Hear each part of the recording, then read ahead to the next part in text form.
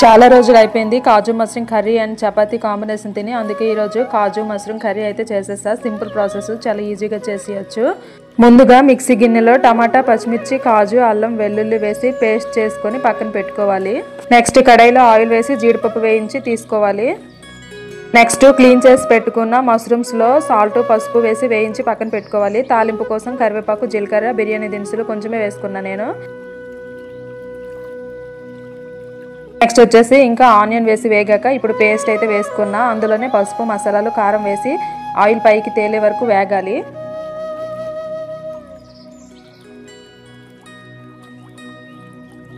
Oil పైకి తేలాక జీడిపప్పు, mushrooms వేసి కొంచెం నీళ్ళు పోసుకొని ధనియా కొంచెం వేసుకొని గ్రేవీ దగ్గర అయ్యాక స్టవ్ ఆఫ్ చేసుకుంటే కాజు మష్రూమ్ కర్రీ రెడీ.